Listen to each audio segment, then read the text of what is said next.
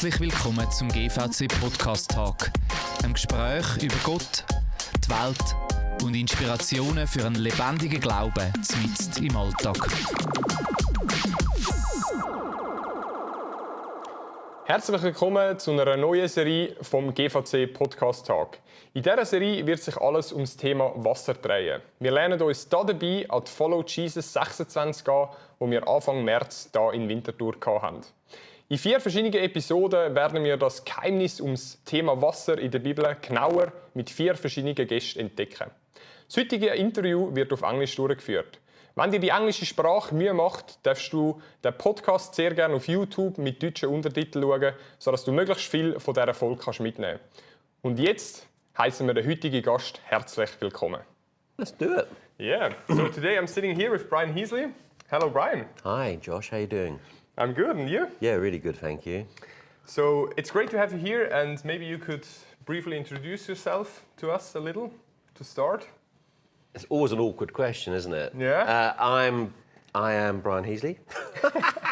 I'm a husband. I'm a father. I'm a grandfather. So I'm getting old. Oh, wow. I'm originally from Ireland, and I am the international prayer director for 24/7 Prayer. Okay. So I work for the global movement of 24/7 Prayer. So what is your most favorite place on earth? Then, when you travel so much. Switzerland. No, the problem is if you do it, someone once told me you should never do a list because you start a list, you always leave someone out, and then someone's. My favourite place on earth is probably Ireland. Yes. I'll say that.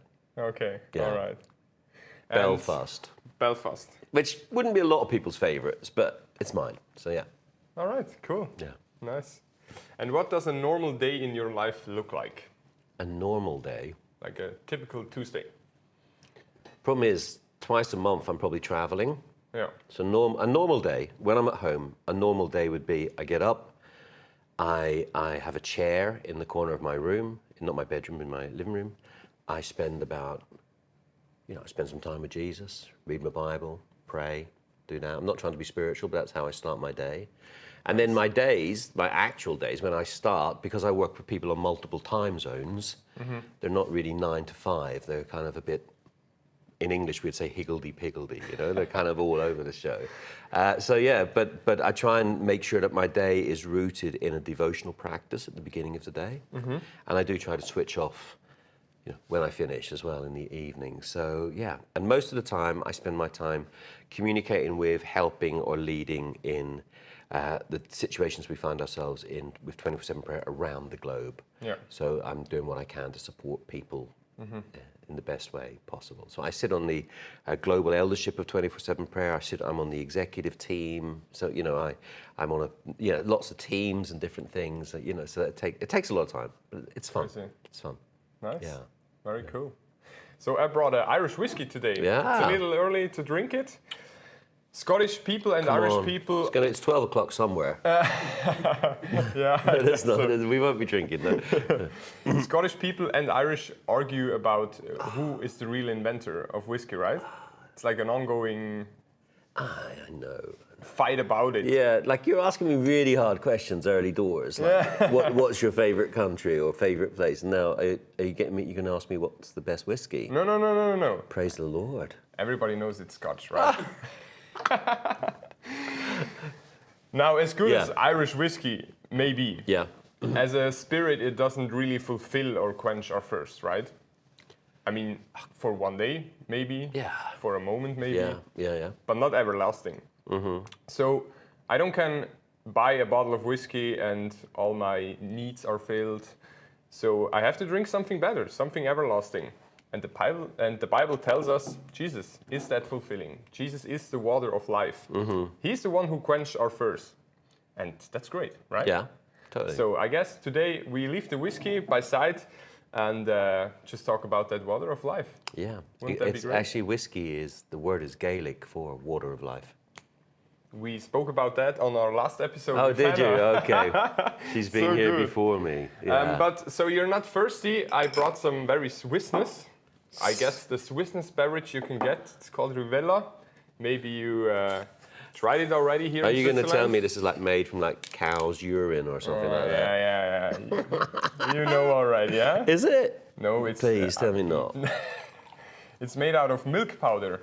It's also quite strange, but It doesn't look very milky. no, it doesn't. Let's go. I'm fine with this. And you get it normally just in Switzerland. It's Good. like medicinal. Maybe? No, I mean it tastes like medicine. It doesn't taste of anything that. What does it taste like? I don't know. No I one guess- knows. Yeah, no one knows. It's just Rivella. So you can't get this in the UK, I guess. So you can enjoy it one last time. Wonderful. Thank you. Welcome. So prayer is a big part of your life. Yeah. You're not like a normal pastor who are in a church. You're more like, how can I say this? A prayer instructor maybe around the globe, leading teams and starting prayer rooms across the globe. So Brian, for starter, one simple question. Why pray? And that's a simple question, I but guess, that's yeah. really early. Well, if the primary factor of being a Christian is relationship with God, is that when I accept Jesus as my Savior, when I enter into faith, then surely I should be talking to the God who I follow. So prayer is, in essence, a conversation between me and God. And so I don't think that anybody can really survive as a Christian without a prayer life. You need a prayer life to get by, to pull you through, to commune with Jesus. I think for me, I want to encounter the Lord on a regular basis. And the way that we encounter him is in prayer. And so when I look at Genesis 3, where it talks about Adam and Eve, it says that they walked with the Lord in the cool of the day, and God would call out, "Where are you? Where are you?" What he did whenever they had sinned. But I think original creation intent was that man walked with God. Yes. There's one commentator who says that that phrase in Genesis 3 about they walked in the cool of the day, the reflexive conjugation of the Hebrew verb would mean that they walk for pleasure. Okay. So this idea that interesting. it's not just a function. I don't just come to God with my list. Yeah. I come to a God who loves me and who doesn't just want to hear, "Please, can you do this? Please, can you do that?" Although he's fine with petition.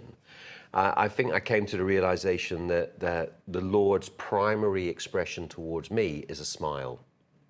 So if you enter into prayer like that, thinking that like God is smiling at you, it's a very different setup to maybe how we have always thought about prayer. Yeah. So I'm basically approaching a smiling God who wants to have a conversation with me on a daily basis for pleasure. So that's prayer. And then in that I encounter, in that I do petition, in that I do perseverance and all the things that we're taught to do as Christians. But it starts first and foremost out of this deep-rooted relationship with Jesus so that we can talk to him on a regular basis. Yeah. Wow, cool. And so why did you decide to put all your energy, all your passion around those years into prayer 24/7, into your work, into Ibiza, for example? Well, that's lots of questions. Again, we believe that the church needs reviving and the culture needs rewiring. And we exist to revive the church and rewire the culture. And that really, it was a guy called Arthur Wallace. He said, every great revival is born out of prayer, sustained by prayer, and brings forth more prayer. Okay. So in many ways, I don't find like I'm the prayer guy, really. I get asked to talk about prayer a lot. Yeah. I would rather feel that I'm a Jesus person, because we're trying to, encourage people to encounter Jesus. So I think at the core of 24/7 prayer's values is it's a Christocentric theology. That the vision is Jesus. Yeah. And so when we come into this encounter with Jesus, that when I see people pray, I see people set free, but I also see churches energized in their worship and in their devotion. And also you'll see that people become more energized to reach out to the lost and the broken world around them. So I think being the prayer guy I'm actually a Jesus person. Yeah. So I think if you spend time with Jesus, you know, when I was at school, you did a chemistry experiment, I didn't really do well at science, right? So you'd rub a needle against a magnet, and then you'd put the needle on top of a cork in some water, and the needle would automatically point towards magnetic north because the needle had become magnetized, it had become aligned. So I believe that when we pray, our hearts start to turn in the same direction that God's heart turns, and that's inevitably towards the least, the last, and the lost. So anyone who spends time in the presence of Jesus will encounter his heart and then want to express his heart. It's a bit like Bob Pierce, the founder of World Vision. He said, this beautiful prayer was, Lord, break my heart with what breaks yours. And so when I'm saying, when are you asking me, am I the prayer guy? No. I want someone to fall in love with Jesus and then have his passion for the world around him. So on another level, I think my heart was really, I want to set the world on fire with prayer. Wow. But I believe that when we set the world on fire with prayer, the church fully steps up into who it's meant to be. And she becomes this beautiful bride who spends time with Jesus, adoring, worshiping, loving him, but also adoring and loving his world that he created, and enough to be, I'm going to get out there. I'm going to get stuck in out there. So if I can get people praying, I genuinely believe if people have a genuine encounter with Jesus, the church becomes revived. Wow. They breathe in, they breathe out. So we would say our strap line at 24/7 prayer is prayer, mission, and justice.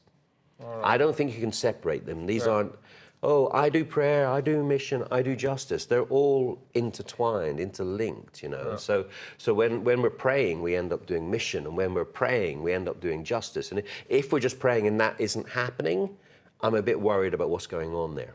Okay, all right. So that was a long answer. But it's a good one. I'm going to drink a little bit more of this Swiss juice. All right, so if we have a look at biblical reference to your, I guess the linking prayer with mission would be, for example, if we look at Psalm 23, David spent some time with his Lord. He writes down what he's telling him and what is going on. And then I guess verse 8 or something, it's about the cup that overflows, right? Yeah. Blessing as my cup runs over, NIV. So is that like a scene where we can see, okay, if my cup is overflowing, surely there is enough for another person, right? So where does that have a biblical reference to it, to bring what we feel ourselves in the prayer? We have new strength and everything else. Don't worry, someone's just like collapsed in the corner. Not really. It's all good. All right, so Sorry, I lost the question. No, it's perfect. We were talking about Psalm 23. Yes, and when we're praying, we're like filling up, we've been empowered by God, and then you can go into mission, then you can go to the world, to the lost, right? So prayer should be this breathtaking, I guess. Yeah. This is what you because my worry would be that most people feel, well, I'm not full enough to go out. Yeah. You know, like I'm not overflowing. Yeah. You know, I'm kind of half full. I'm a little bit full. So in many ways, probably a better framework for me would be if we were to look at, say, the book of Acts and look at how they prayed and they went, and they prayed and they went, and there was this kind of rhythm throughout the book where we see a praying church, but we also see a going church. You know, so Peter and John going to Gate Beautiful that day, going to the temple. Where are they going? They're going to pray. Yeah. But in the midst of their going to pray, they're interrupted by the Holy Spirit, and they say, the layman, rise up and walk. Yeah. You know, and then they get put in prison, and the church prays, and then they come out, and then or Peter's on a rooftop you know, and he's praying and God says, go. Yeah. You know, and so there's a lot of like prayer and going that if you were to really trace it through, there's a lot there. And even like, if you looked at Exodus or, you know, you'll see that they prayed and they heard God and then they moved, you know. So I think there's a rhythm that runs throughout the Bible. There's a biblical narrative that would suggest that encounter tends to lead to movement. Wow. But they don't always move whenever they're perfect. Yeah. You know, they move, you know, when they're weak. They move. It's about really obedience rather than overflow. Okay. So we don't have to wait until everything's perfect, until we have a degree in mission or whatever, and then we can go to our neighbor. So no. I got my master's degree in mission after I'd done mission. So you don't need to, you know, the degrees are helpful. They give us a theology and an understanding, but practice is better. Yeah. Practice is better. So your advice would be every who listens to this podcast, every church member on the whole globe should start praying and doing some activism in the same time. Yeah, I think breathe in and breathe out. Breathe his spirit in, breathe his spirit out. Breathe him in prayer, breathe him out into the world around you. Activism can sometimes sound like we have to move to another country or do something incredibly radical. I guess that's what we Swiss people think when we say, oh, he's going into mission. Yeah. Right? So it's like a full-time job and... It's a misuse of the word, really, because I think that we're all called to mission. Yeah. And the mission is that we follow this sent and sending God. There's a guy called Bosch who says that mission flows from the fatherly love of God. Mm-hmm. And so mission is me talking to someone at work. Mission is me befriending people on the train and offering to pray for them. Mm-hmm. Mission is, you know, the school run. Yeah. Mission is meeting other people who don't yet know Jesus. The biggest challenge to mission are Christian ministries. Okay, you have churches. To explain that. Here's my feeling, is that once you start working for a church, all the people you know are Christians. Yeah.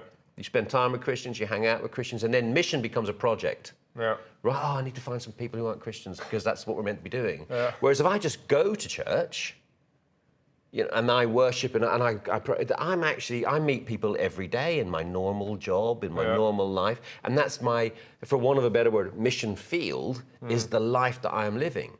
Whereas the church or church workers occasionally can get so consumed by, you know, the infrastructure and the maintenance of the thing that they forget that they're actually called to spend time outside with people who don't yet know Jesus. And because church can be so all-consuming and all busy, it becomes a project. The reaching out to people becomes a project. But for 98% of the normal churchgoers who aren't working for a church, it's just life. Yeah. Mission is just life. And the only way you're going to get through life doing mission is through a prayerful life. Yeah. Yeah. Cool. So I guess for a bunch of people, it's like a new way of thinking into mission. Because also our young people, they tell, should I go into mission or not? And it's like, it's more fully than that. It's more a wholesome thing of thinking about what I should do as a Christian or what I can do. Yeah. Wow. Well, and we'd say, we almost used to hold up like Christian ministry as the end goal or Christian mission going to other countries. Yeah. And then if that doesn't work, we say, well, you could be a doctor or something meaningful. But what about living your life in retail? Yeah. Just working in a shop selling stuff. That's a mission field. That's a place for you to be. So it's not, I still believe in sending people to other nations. I still believe in cross-cultural mission. I don't think it's always been done well by the church in the West. So I still believe in a sent and sending. So I believe that churches say, hey, there's this place in Africa, they need some help, we've got some guys here, we've trained them, they're culturally intelligent, they're going to be sensitive, we're going to send them. Yeah. I believe in that. But we kind of put that on a pedestal when we don't talk about my friend John, who decided he was going to reach out to his neighbours, so he decided he would start a reading group in his street, and a book club, we call them. And so he starts a book club, and then they do, once a month, it's called a curry and a pint. So they go to the local pub, they have a curry, Indian curry, and then they have a pint of beer, and they talk about the book that they've been reading. And it's not the Bible, it's just... Not the Bible. It's not even always a Christian book. Okay. Okay, and that's mission. Wow. That's nice. You know, that's the kind of stuff you're talking about. Or like my friend in another country, in a Middle Eastern country, just befriends a Muslim girl on the bus, and they start to talk and they chat, and she just becomes friendly with her, and they become friends. And they hang out for a little while, and they just go for coffee.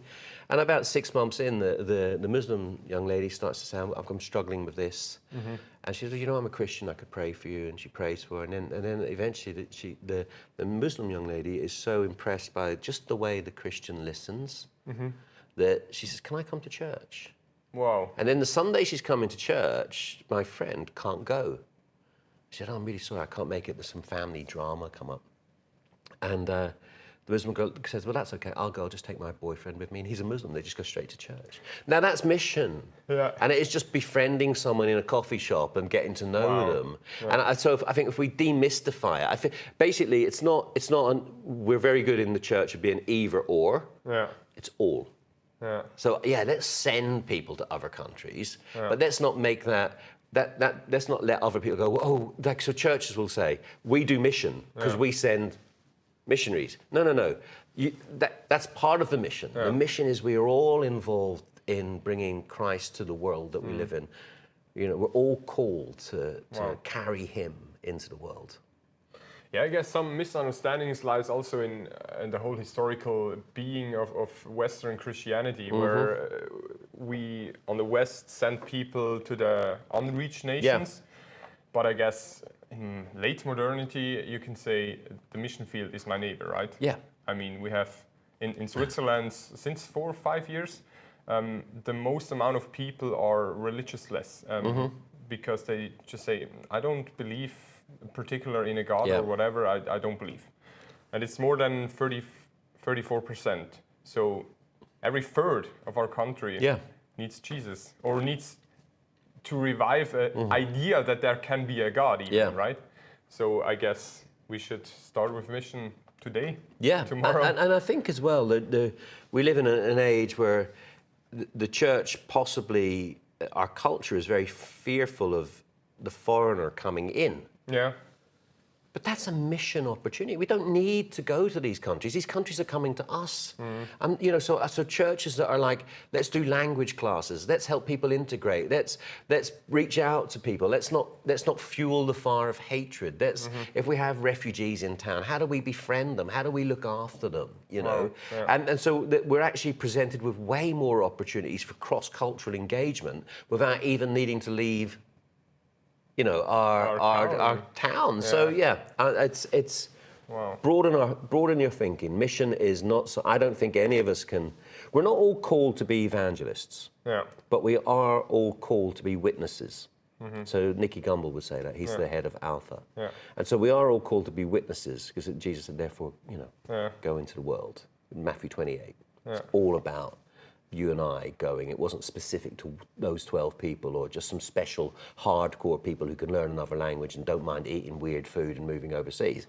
It was for all of us. Yeah. And you don't have even to train. You just have relationships. So that's the piece. Work. If you think that's where we get back to prayer. No, you don't need to train, but it would really help if you prayed. You know. Yeah. If you spent regular time with Jesus. Yeah. It talks in Corinthians, I think, where it says we are the fragrance of Christ. You know, and you can only smell if you've been up close to someone. Do you know what I mean? And so we're called to, you know, spread the fragrance of Christ wherever we go. You know, and so that scent wears off. So almost like we need to keep coming into his presence and keep carrying him out to the world. I was telling someone yesterday about when we lived in Ibiza, and the guys would pray we would pray at night, and they'd pray for an hour, and then they'd go out on the street for an hour. And my wife went up to some girls who were on the street and said, "Can I pray for you?" And as they prayed, one of the girls started crying, and her friends were going, "What are you doing making her cry?" And the girl who was crying said, "No, it's not her, it's God in her." Wow. You know, and so there is a sense in which we carry Christ into the world. And people should notice something different about us. They instead of the disciples, they took note that these men had been with Jesus. I wish people would say that about me. Wow. You know, that they would take note that I had been with Jesus.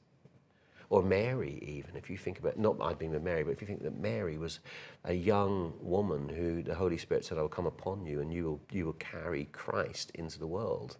She was the first person to carry Christ into the world, and her response was, let it be unto me as you have said. So it was obedience. So we littered throughout the Bible is this kind of carrying Jesus, carrying the Spirit, carrying God into the world, you know, especially in the New Testament. Yes. And we're all sure. So, yeah, I'm talking too much now, Josh. No, it's good. It's good.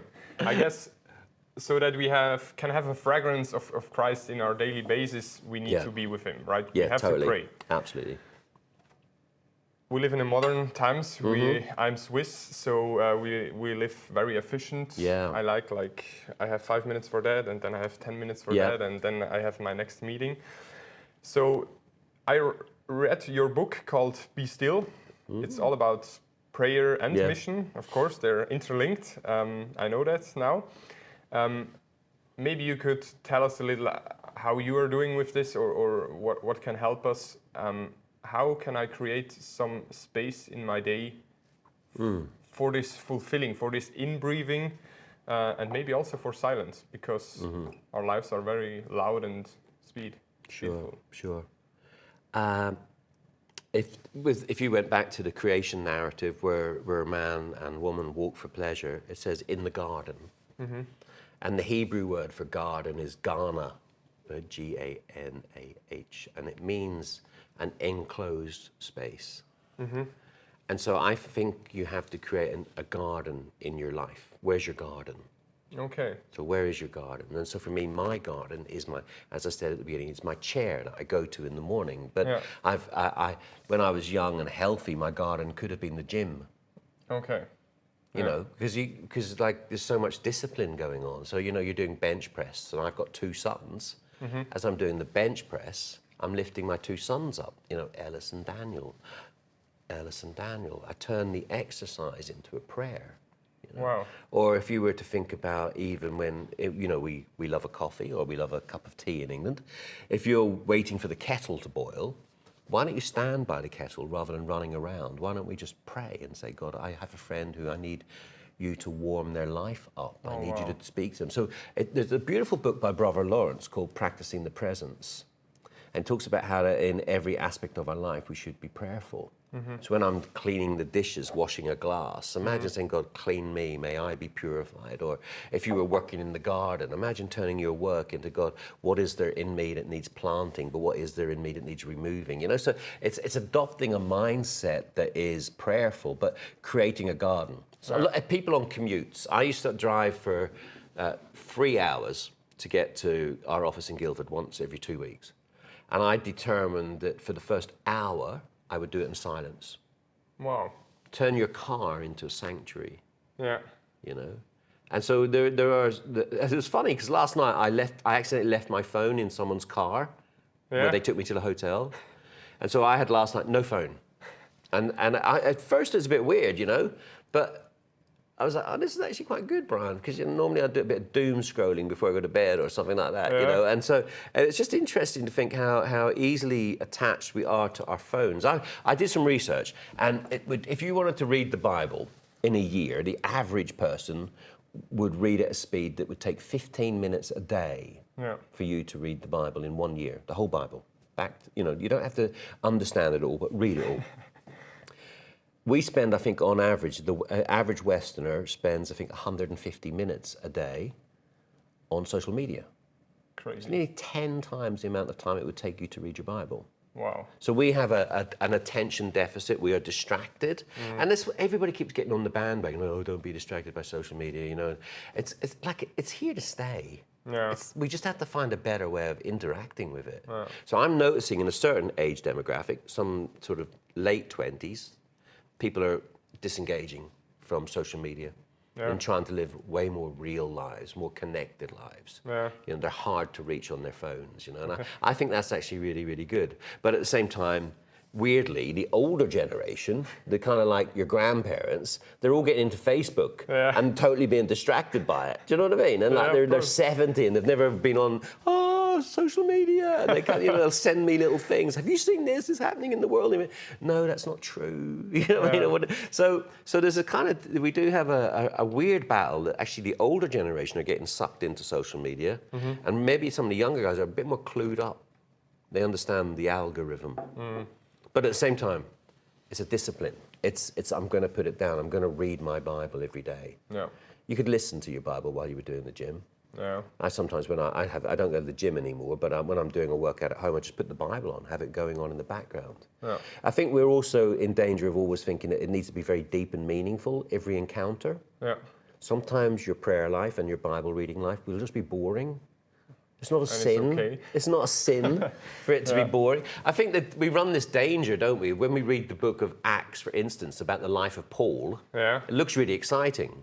Yeah. But he was 7 years in one place, 3 years in another place. We hear a couple of great stories, but there's no Bible verse that says, today Paul got up, he made a tent, he went for a walk, and then he went to bed. Yeah. Do you know what I mean? So, but we only show the highlights. A bit like Instagram, it only shows your highlight reel. The Acts is the highlight reel of the early church. Yeah. But the reality is they just did the normal everyday stuff. They probably practiced prayer on a regular basis. It wasn't all woo, woo, woo. But there are moments where those things happen, but they come when we do things regularly. Yeah. But it's a nice perspective, just to create my garden each day where I can. Maybe it's just 5 minutes for 1 week, and then it's 10 or whatever. It's at lunchtime, because in the morning there has some time that I used to wake up. So yeah, sure. Yeah, okay. Create that space, make it happen. Try and grow the time as well. Yeah. And that it naturally overflows into my day. Exactly. Like, I have, I guess, more encounter then, because I am aware of the presence of God. And that also helps, I guess, the Holy Spirit to reach the people besides it's me. It's like there's the Aramaic word for prayer is slotha, which is kind of, it means like almost setting a trap, or another commentator says tuning in. Okay. So I think if we pray, we tune into God. And if we stay tuned in throughout the day, we start to notice, oh, that person's a bit sad over there. Oh, maybe I should go here. We start to notice the world and see the world through God's eyes, and then we start to live more missionally. Yeah. Yeah. That's very helpful. Wow. And you don't have to have a missional degree, not a theological degree. No. Which everybody who listens just can start now. Yep, just pray and go. Pray and go. Breathe in and breathe out. Do them both and you'll be healthy. The minute you stop breathing in and breathing out, you're dead. Wow. So as a Christian, we need to breathe in and breathe out. Breathe him in prayer, breathe him out in mission. But remember, mission is all around you. Yeah. Perfect. I guess amazing. That's a great line to stop with. Breathe in and breathe out. Yeah, works for me. Yeah, for me too. So, hey, Brian, thank you very much. No, thank you, Josh. It's been lovely to catch up. Thanks for your time. Really appreciate it. Thank you for your time in Switzerland. And I was told you have a big jacket with some space in it. Oh, I do. So and my wife loves chocolate. Perfect. So I guess that will be yours. This take is really, home. oh my goodness, guys. Oh, this is the white chocolate. I'm massive fan of white chocolate. All right. Anyway, thank you very much. Yeah, thank you. Cheers.